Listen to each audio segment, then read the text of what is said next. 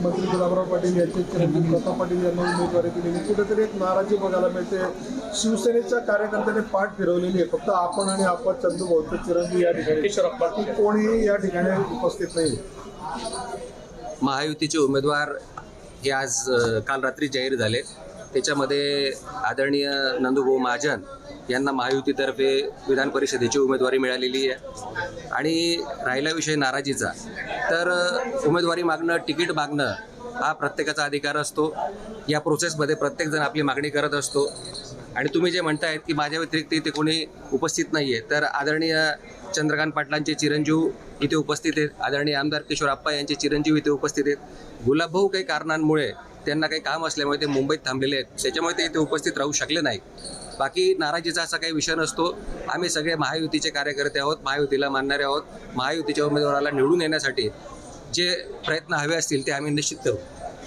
कार्यकर्त्यांनी आणि पदाधिकाऱ्यांनी पाठ फिरवलेली फक्त 3 नाव, तसं नाही आहे। रात्री उमेदवारी डिक्लेअर झाल्यामुळे निरोप देण्यामध्ये थोडासा वेळ कमी होता, त्याच्यामुळे ते उपस्थित राहू शकले नाही। आता माझ्या मतदारसंघातले जवळपास निम्मेच्या वरती नगरसेवक हे माझ्यासोबत फॉर्म भरायला इथे आलेले होते, त्याच्यामुळे नाराजीचा कुठे विषयच नाही। जळगावचे स्थानिक कार्यकर्ते पण नाही, जिल्हाध्यक्ष नाही शिवसेनेचे, थोडंफार इकडे तिकडे कुरबुर थोडी होत असते। येत्या काळामध्ये आता 5 तारखेला माघारीच्या आत सगळे आम्ही व्यवस्थित सगळ्यांची मिटिंग घेऊन सगळ्यांची समजूत काढून महायुतीचा उमेदवार कसा विजयी होईल याच्यासाठी आम्ही प्रयत्न करू। कुठेतरी प्रतापराव पाटलांना डावलण्यामुळे या कार्यकर्त्यांनी पाठ फिरवलं असं दिसून येते।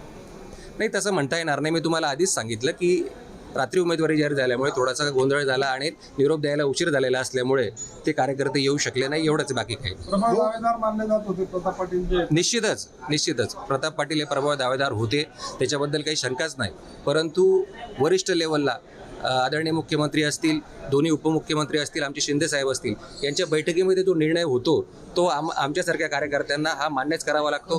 दावेदारी असणं, प्रबळ दावेदार असणं हा भाग वेगळा असतो। दावेदारी कोणीही करतो आणि प्रत्येकाचा तो अधिकार आहे, परंतु उमेदवारी एकालाच मिळते, त्याच्यामुळे बाकीच्यांना हे महायुतीचं काम करावं लागेल हे निश्चित। नाराजी कशी दूर करणार? जसं सुमित पाटील या ठिकाणी हजर झाले तशी प्रतापराव पाटील येऊ शकतात, काही व्यक्तिगत अडचण असू शकते ना, नाराजी कायम आहे का? व्यक्तिगत अडचण असू शकते, त्यांची नाराजी आहे किंवा नाही हे मी सांगू शकणार नाही, परंतु ते का आले नाही याचं उत्तर तेच देऊ शकतील। महायुतीचे उमेदवार होते नंदकिशोर महाजन यांचा उमेदवारी अर्ज दाखल केला। एक आमदार अमोल पाटील सोडले तर बाकीच्या शिवसैनिकांनी या ठिकाणी पाठ फिरवली आहे।